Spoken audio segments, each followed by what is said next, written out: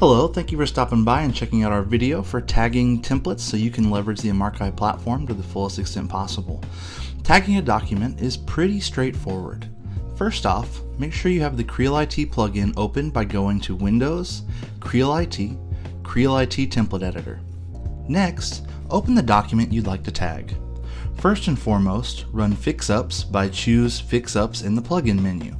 Place a check mark next to all of the options except for Invalid Fonts, and Record Fixup Actions in Log. These are not needed for the time being.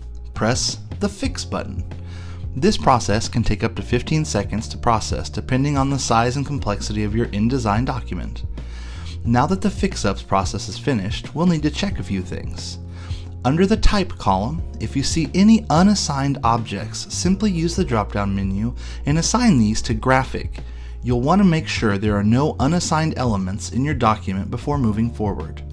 Next, we need to set the default editing capabilities to start with a clean slate. But first, a quick overview on what each of these represent.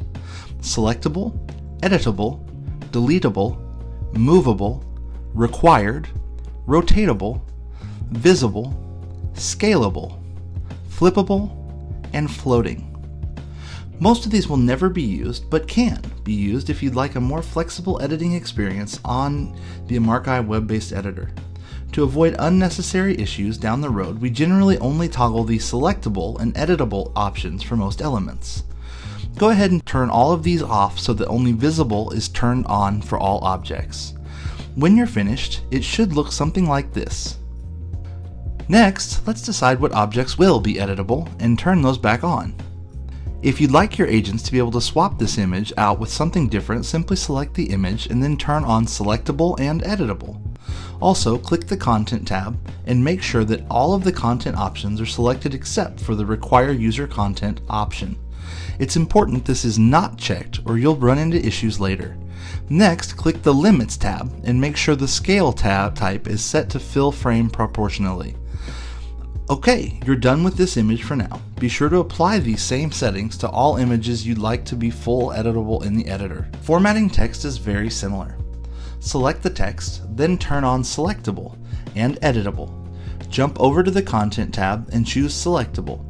That's about it for text. There are other options you can turn on for text, but for now we'll stick with the basics.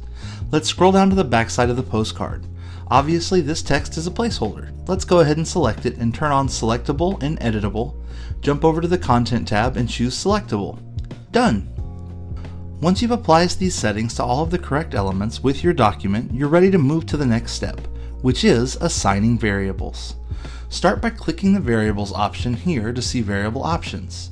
This comes in handy when you already have certain assets loaded into the system, such as agent pictures, contact information, and even property details. Let's start by clicking this agent picture. Look under the User drop-down and double-click User Photo 1. Done. Let's highlight the first name and double-click First Name. Highlight the last name and choose Last Name. As you're highlighting this text, be sure not to include spaces when highlighting, like seen here, otherwise the empty space will be replaced by the variable you're assigning. Select only the text itself. Let's go ahead and tag the email address by highlighting the email address and choosing Email. Done! If you have multiple company logos, you may also want to assign variables to those as well. Let's go ahead and assign a variable to this logo by selecting it. Choose Broker from the drop-down and double-click Broker Logo 1. This will pull whatever logo has been loaded in slot number 1 within your logo manager.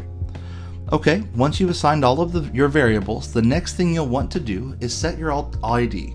This is a unique ID you'll give each of your documents before upload. Go to the plugin menu and select Set Template Alt ID.